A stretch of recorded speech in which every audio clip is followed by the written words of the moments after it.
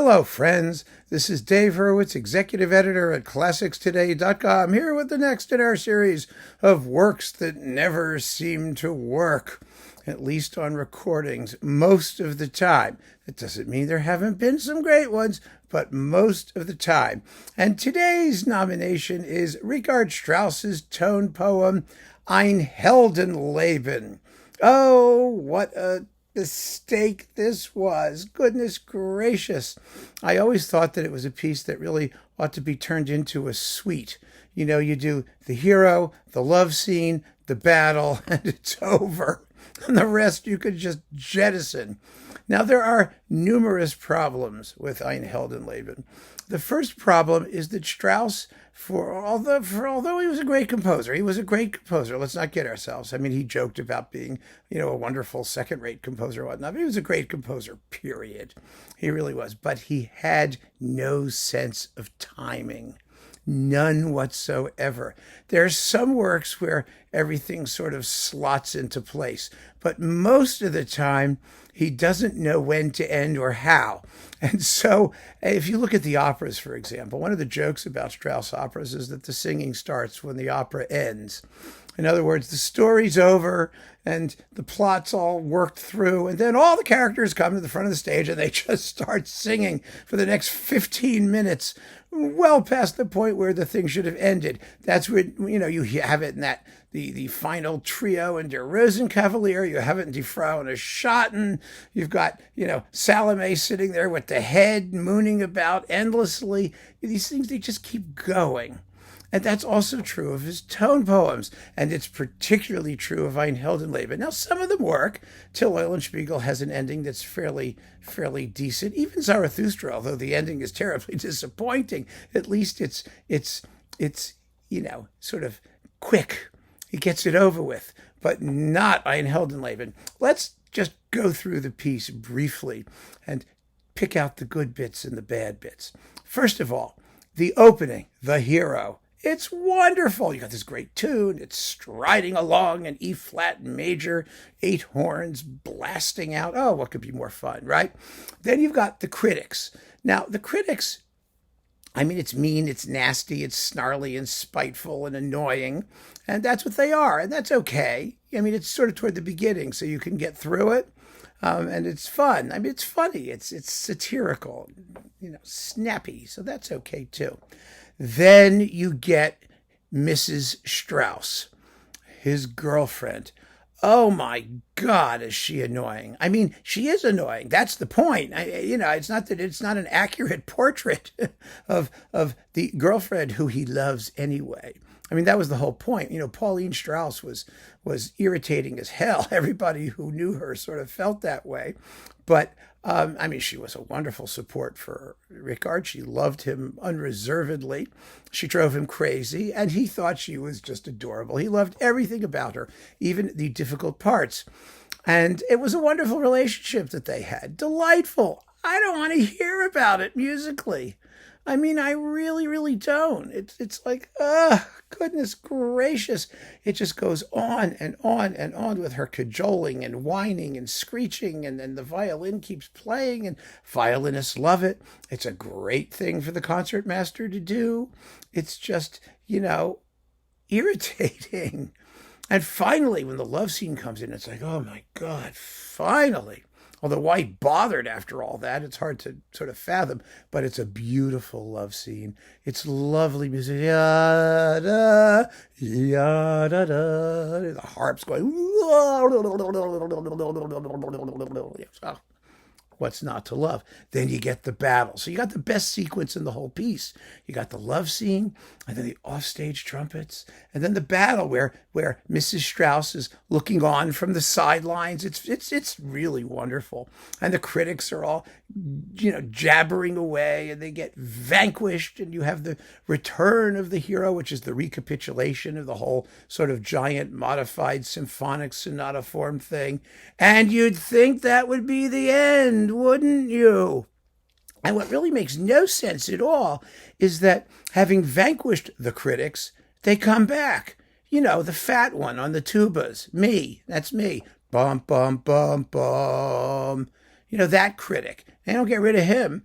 He keeps coming back. So then you've got Strauss composing his own greatest hits. You've got bits of all of these other pieces that his earlier works actually that come back and this sort of drifty phantasmagoria. And it just goes on and on and on and on and on. And it stops. I mean, the music stops, then it starts, then it stops, then it starts, then it stops, then it starts. You have no idea where you are in it or why it's doing what it's doing. All sense of direction is gone. Absolutely gone. So then after that, you hear, Chubby the critic again. Blah, blah, blah, blah. Who you think is dead after the battle. And then we have his renunciation. Now this is one of those Nietzschean / Wagnerian, Schopenhauerian pieces of philosophical bullshit that German composers were absolutely in love with at the end of the 19th century. The idea that you have to renounce. You renounce worldly things. You show your disgust at the world, at the materialism and baseness of humanity, and it's all this it's stuff that you can't express musically. It's not a musical program. It's nothing you can do. So the music heaves and does all this sort of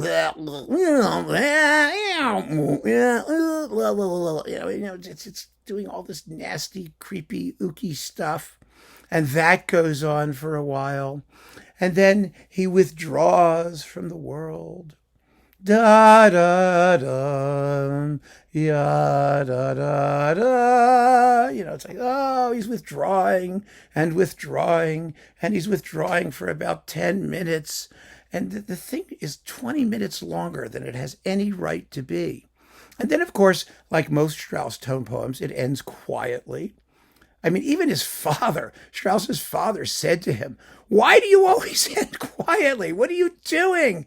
End with a bang, for God's sake. Do something, And actually, the original ending of Ein Heldenleben, which you may recall Wolfgang Sawallisch recorded with the Philadelphia Orchestra, has, his girlfriend or wife or whatever she is, singing up on high as it slowly fades away.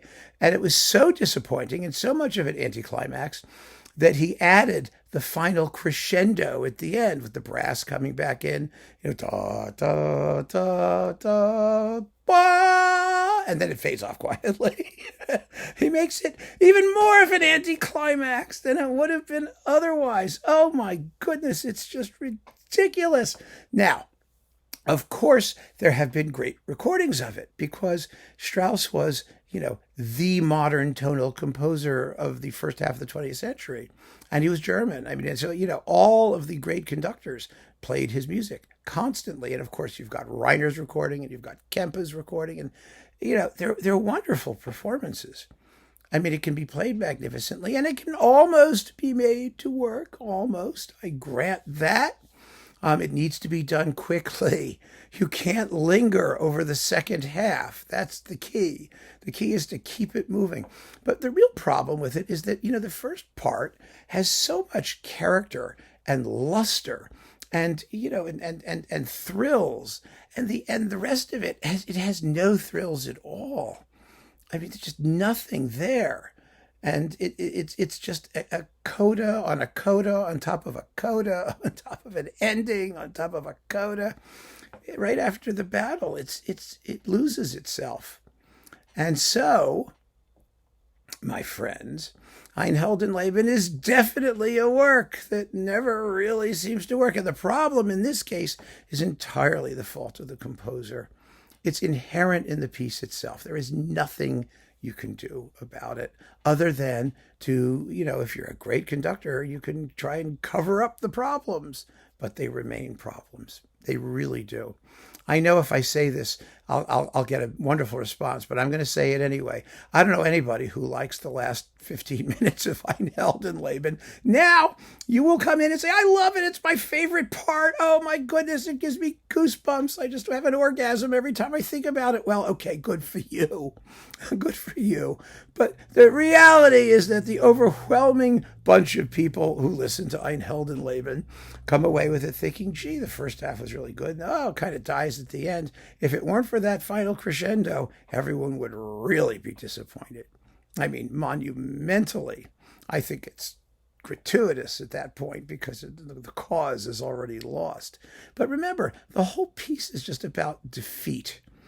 That's what happens at the end. It's just defeat and loss and bitterness and resignation. And who wants to hear that crap in a piece of music, especially one called A Hero's Life?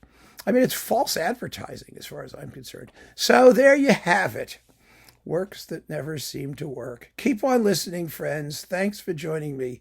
Take care.